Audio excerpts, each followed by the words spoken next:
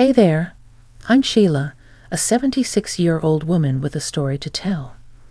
Before we dive into the story, I want to share a brief note. This tale touches on the topic of domestic abuse, but I won't delve into graphic details. I'm mindful of those who may have faced similar challenges, and I want to ensure a safe space for everyone. If you or someone you know has experienced this, remember that you're not alone, and it's never too late to seek help.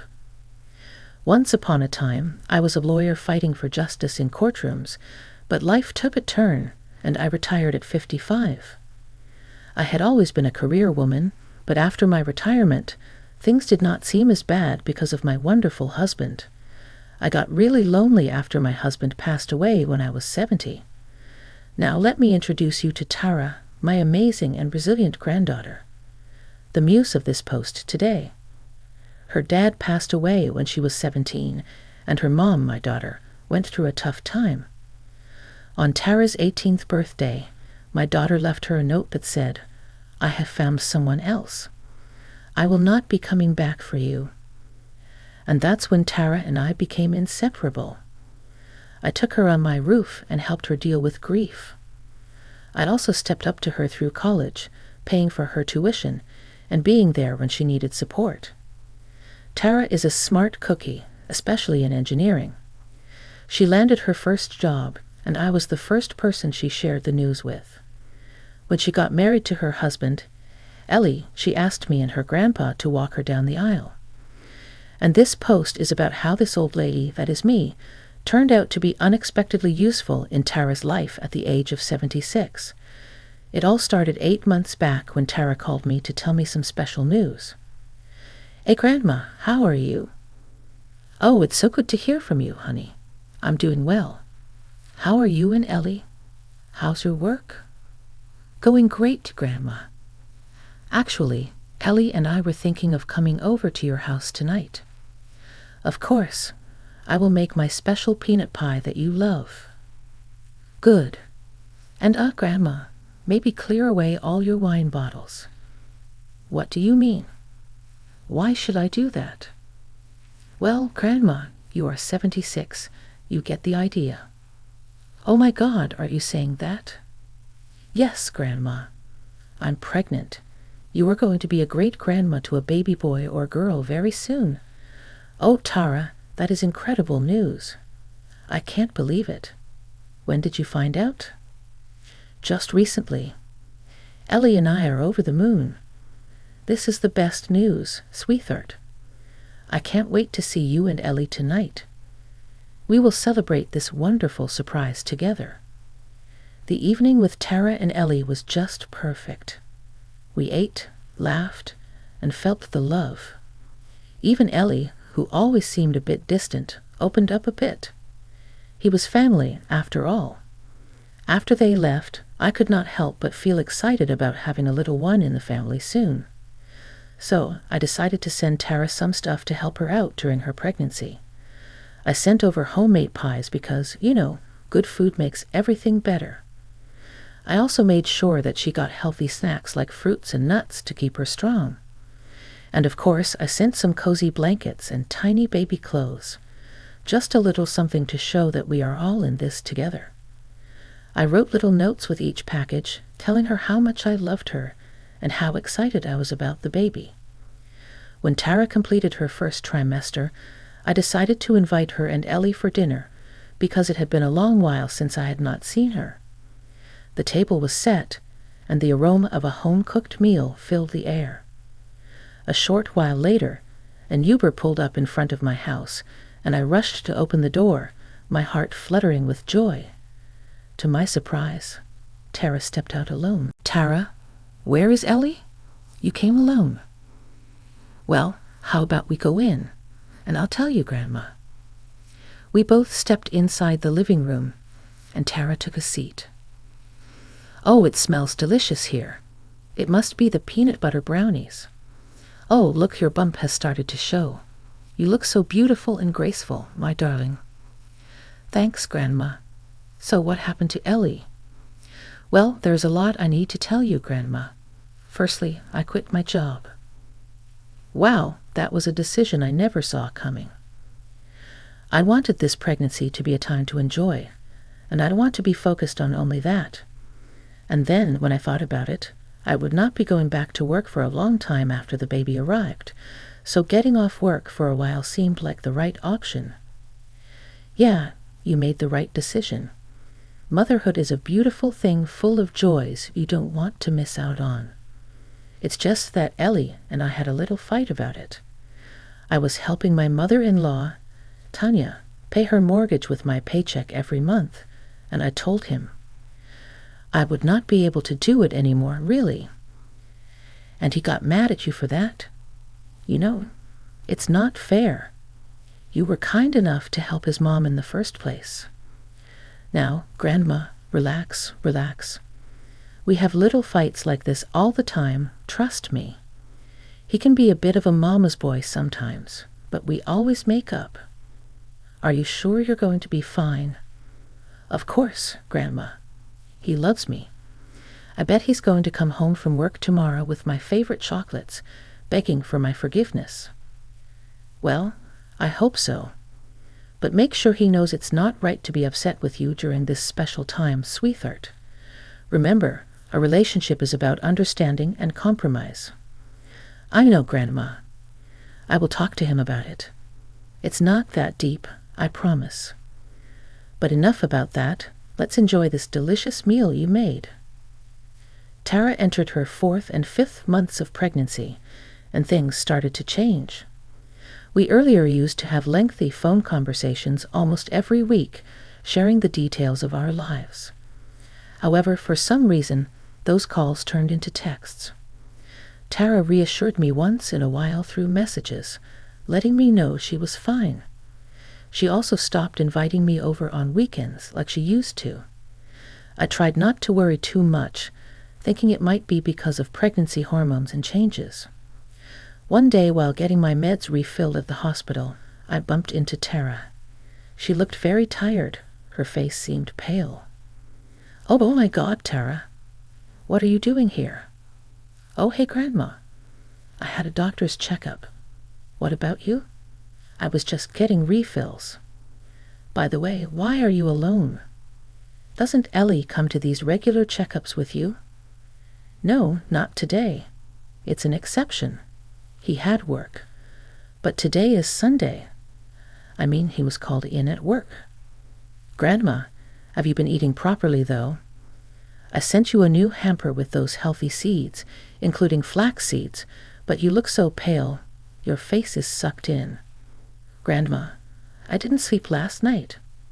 I was binge-watching movies. Maybe that's why. Tara, it's not just about physical health. Your well-being matters too. If you're having trouble sleeping or feeling overwhelmed, talk to me. You know I'm here for you, right? I know, but I don't want you to worry because I'm completely fine. Well, take care. Oh, don't worry, Grandma. I'm taking care. I'll see you soon. Everything was going well after the reassurance from Tara. However, a week later, just when I thought things had settled, another Uber pulled up at my door, and it was Tara again, this time with a huge suitcase. Hey, Grandma, I'm sorry to show up so unexpectedly like this, but Ellie had to go on a working trip in the morning with no prior notice. It's all good. I'm glad to have you here. You know this is your second home, right? Yes, I do. I just did not want to be on my own and miss Ellie, so I thought I would rather come over here and spend some time with you. Ellie does not know how long it's going to take him, so I packed a big suitcase just in case. That even brings me more joy. I'll be able to spend time with you again like in the old days, and we can have movie marathons. I was hoping you would say that. I have missed our movie nights. Well, you're always welcome here. Now let us get that suitcase settled, and we can catch up over a cup of tea. How about that? Sounds perfect, Grandma. Tara and I had a blast during her stay. It felt like the old days but better, without all the trauma. Our mornings became a ritual, Tara doing a bit of yoga, and me reading the newspaper. We enjoyed healthy meals, worked on little DIY projects for the upcoming baby's room, and had loads of fun. Tara started gaining her health back. Her once sucked-in cheeks were not as prominent anymore. It had been a week of joy and reconnection. One morning, as I headed to her room to give her the green tea, we had adopted it into our routine. I walked in on her video chatting with Ellie. "Hey there, Sheila. How's everything?" "Oh, hey, Ellie. How's your work trip treating you?" "Work trip? Oh yeah, that. It's going really well. Can't wait to get back and see Tara. That sweet honey. Tara, why don't you ditch the sweatshirt? It's scorching here. Why wear that in summer, Grandma? I'm just feeling cold. My body's going through some interesting changes during this time. Tara, you better keep it on. We don't want you to catch a cold." "Sure thing. Well, hopefully we'll see each other soon." "Absolutely. Bye, Ellie. Take care. Bye, Sheila." 2 days had passed since Ellie's video call, and Tara and I were comfortably seated on the couch. I was completing a blanket I had started crocheting for the upcoming winters, and Tara was engrossed in a magazine. The atmosphere was peaceful until suddenly there was a loud banging on the door. It was a strange occurrence, especially when there was a perfectly functional doorbell. The banging sounded aggressive, and Tara and I exchanged concerned glances. Tara started to get up, but I quickly signaled her to sit down. I felt a protective instinct wanting to shield her from any potential danger. I cautiously approached the door, and without opening it, I shouted, "Who is it?" "It's me, Tanya, Tara's mother-in-law. Please open the door. Just a sec. I just got out of the shower." I then started whispering to Tara, "Why is your mother-in-law here? Please don't let her in, Grandma. She's going to hurt me." "Hurt you? What do you mean?" "Sheila, open the door. I know you're in there." "I'll explain later. Just please don't let her in. She knows I'm home." "I just can't refuse to open the door. Grandma, please go upstairs and sit in my bedroom. I will tell her you're not around, all right?" Tara ran upstairs, and I went and opened the door. "Oh, Tanya, it's been so long. This is so unexpected. I thought you forgot about me." "Hey, Sheila, I'm not here to see you. Where is Tara?" "I'm afraid Tara's not around." "What do you mean?" "I know Tara's in here. Whoever told you that has the wrong information. Where is Tara? You have got me all worried about her. Did you talk to your son about this? He's the one who told me she's here." "Let me come in. I'll have a look around." "Well, I will not allow that. And by the way, you are on my property. If you continue to bother me like this, I can give a call to the cops. So I'm asking you very nicely, Tanya, please get off my property right now. I don't know what it is that my granddaughter has done to upset you, but this behavior is not acceptable at all." "Well, I'm leaving your property right now, but we will get some other time, Sheila." Tanya walked off down the sidewalk, engrossed in her phone. 5 minutes later, an Uber arrived, and she left as soon as she was out of sight. I called for Tara, and she came downstairs. The atmosphere was heavy with confusion. I could sense that Tara was hiding something from me, and it left me deeply worried. "Tara, there's a lot you need to share. What was that commotion about? I had no idea your mother-in-law could be so unpleasant. Does she treat you like this regularly?" "It's more complicated than it looks, Grandma." "Honey, talk to me. I am genuinely worried." "Well, Grandma, Tanya has not always been kind to me. Even when I was helping with her mortgage, she was never appreciative. Ellie said it was just her way, and I should endure it. But when I quit my job and refused to pay her mortgage, things got worse. Not just her, but my sister-in-law Amy too. They would show up at our place almost every day when Ellie was away at work and make my life miserable. Goodness, Tara, why didn't you tell me? Those ungrateful people. And what do you mean by make your life miserable? It started with ordering me around, forcing me to cook 5-course meals for them. If I did not comply, they'd bad-mouth me, saying as a stay-at-home mom, I should follow their orders.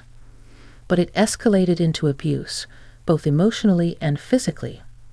Unbelievable. Honey, look at these bruises on my arms. They'd throw things at me or even pour hot water if I didn't do as they said. The day I came to your house, things got out of hand. That's why you never showed your arms in these sweatshirts. Out of hand? What happened? Ellie was at home all along. There was no work trip. Amy and Tanya came over, bad-mouthing me in front of Ellie. He stayed silent. When I stood up for myself, they got aggressive.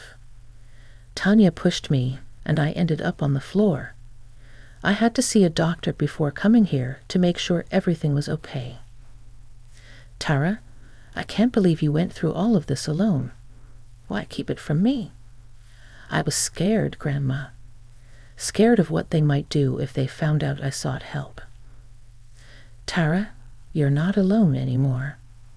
We'll face this together. Those two won't get away with what they've done. I just wanted a peaceful life, Grandma. I never expected things to turn out like this. Ellie is still at home, and we're not talking. I'm uncertain how long this will continue. The environment isn't safe for my baby. I just want to shield him and make the best choices. Sweetheart, don't worry about going back to that house. With my background as a lawyer, I've encountered cases like these throughout my career. Women can be emotionally manipulated and suppressed to a point where they are scared to speak up. It's easy for others to ask, why didn't she report it? Or, why endure the nonsense? But I understand your perspective.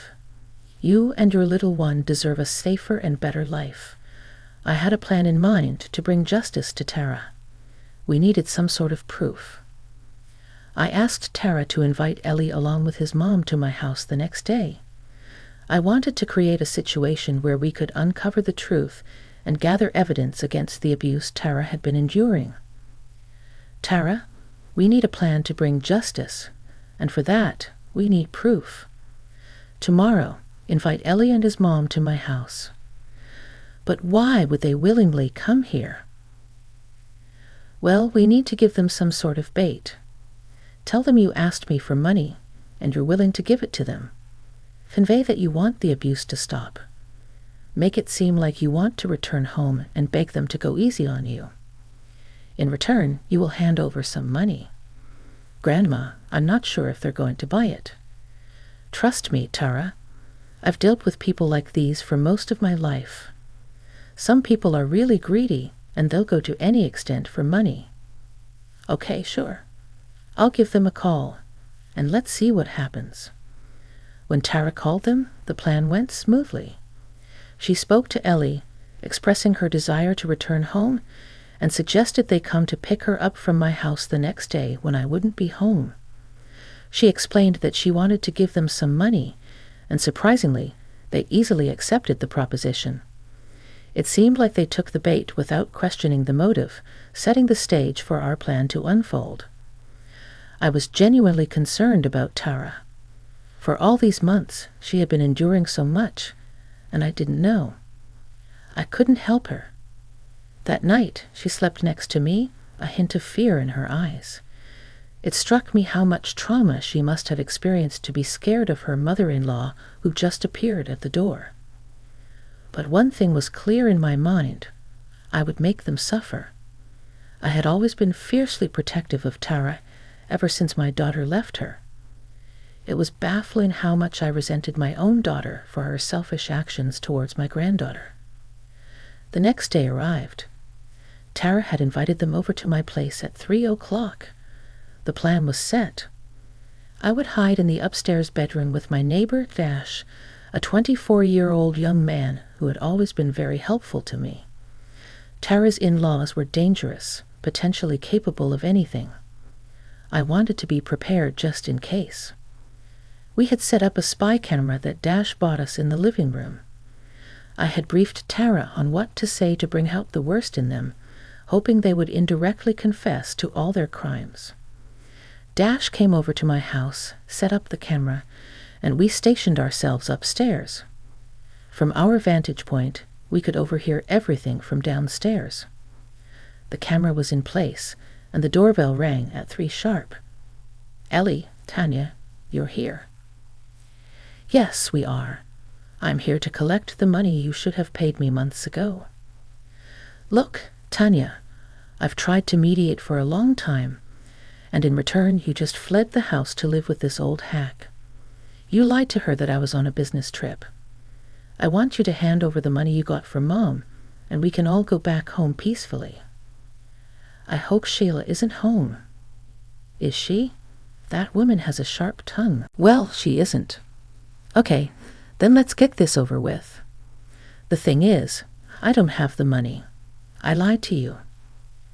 "There we go again. I'm so sick of your drama, Queen." "What?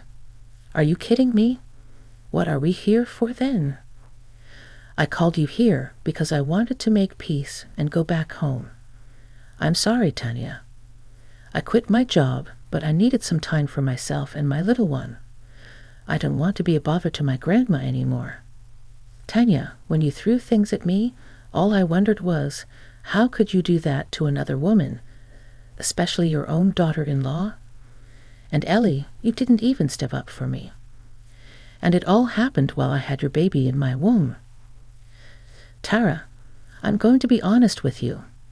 I don't know what you were thinking when you called us here, but I have my priorities straight. I need to pay off my mortgage one way or another. The money I have, it's for Amy and me. Someone needs to pay for us, and it's you." "Well, I'm not your servant, Tanya. You can't ask me to pay for you, and then when I don't, I can't be at your beck and call 24/7, making 5-course meals for you. Oh, look at you. Seems like you've grown a tongue just like your grandma. I think that push to the ground wasn't enough. Amy and I will be waiting for you, because sooner or later you're going to come back crawling. Your old granny cannot keep you forever. And believe me, the next time you're at our place again, things are going to get worse. Everything changes over time, Tanya. Don't be too confident, because maybe this time it's you who's going to suffer. And who's going to make me suffer? I will." Tara said what she needed to, and it was followed by a scream. Dash and I rushed down the stairs, and there was Tanya, wielding her enormous purse as a weapon. However, she halted mid-swing, and both Ellie and Tara fixed their eyes on us. "What's going on here? This is our family matter. Stay out of it." "Oh my God, Tara, what's going on? You said your grandma wasn't home. And who is this guy? Are you cheating on me?" "Cheating on you? Do you think I'm the kind of person who will do that? He's here to protect me from you and your mom.